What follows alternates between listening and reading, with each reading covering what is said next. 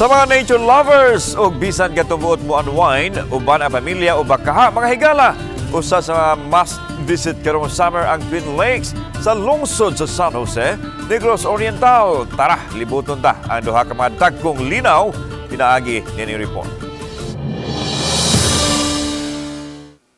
Mga 13.5 kilometros gikan sa National Highway sa lungsod sa San Jose nahimutang ang usa ka tagong paraiso. Presko ang huyuhoy sa hangin ug makapahingangha ang kaanyag sa linaw o lake nga mosugat sa imong pananaw. Kini ang nabantog nga Lake Balinsasayaw. Moabot sa 76 hectares ang gidak-o niini ug adunay gilawmon ang kinapusuran nga 97 meters. Samtang ang mabaw-mabaw nga bahin sa linaw nagsukod og 50 meters. Ug aron makompleto ang nature experience, adunay paddle boating nga gitanyag. Tag 250 pesos ang bayad sa usa ka oras nga pagsakay sa bangka palibot sa linaw alang sa upat ka mga tao. Hitsas na kini sa life vest. Gibana ba nang muabot sa 20 minutos ang atoang biyahe pinagi sa bangka gikan didto sa floating wharf paingon sa viewing deck din at usab didtong maaninaw ang laing lake nga mao ang Lake Danao. Kung gusto sa bisita ma'am na dili siya mo stop dito ma'am sa iyang katwen diri ra ma'am. Pwede ra niya tuyukon diri ma'am, diri ra ta magtuyok ma'am sa Lake Danao. Abunda sa isda sama sa karpa ug tilapia ang Lake Balinsasayaw. Busa libre ang pamasul dinhi sa mga bisita. Apan mas maayong magdala og kaugalingong fishing rod. Kung inyong mabantayan, bugsay lang ang gamit dinhi tungod kay gidili ang mga motorized bangka, gidili usab ang swimming. Matud sa tagduma dinhi, kini aron pagsiguro nga mapabilin ang kalimpyo sa tubig ilabi na kay kini ang nahimong tinubdan sa water supply sa lungsod sa Sibulan ug San Jose. Sama sa kadaghanan sa mga guest, gitabok namo ang dapit diin nahimutang ang viewing deck.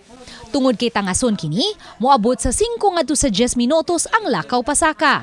Apan ang imong kakapoy mahupay tungod sa kabugnaw sa huyuhoy sa hangin samtang masudong ang duha ka mga lake nga nagtapad, ang Lake Balinsasayaw ug Lake Danao. Itandi sa Lake Balinsasayaw, ang Lake Danao anaa lang sa 30.5 hectares ang gidak-o niini ug 60 meters ang gilawmon sa kinapusuran. Apan ang nature experience dili lang kutob diha, tungod kay masaksihan usab sa dapit ang nagkadiyang klase sa mga langgam ilabi na sa sayong buntag. Bawal man ri ang manguha og mga bisag unsang klase sa mga tanom ma'am. Amo po nang introduce sa mga bisita mga bawal para kung unsay moari ang mga bisita diri naa sila makita nga bisag unsang mga bulak, mga kahoy, dili pwede ginadili ang pagputol. Tungod sa kaanindot sa dapit, daghan gayod ang madani nga mga turista sama na lang niining managhigala nga taga Batangas, Laguna ug Dipolog nga mituyo gayod pagdayo sa Twin Lakes. Masaya po. Nakaka-relax at saka nakakatuwa na nirerespeto nila yung nature and best experience ng nature. Yeah, nice yun siya kanang maka-clear kasi mong mind niya ang fresh air nindot kayo kay bugnaw siya. Pero ang drive lang is layo-layo lang yun niya tungason kayo. So, pero worth it naman sa in the end.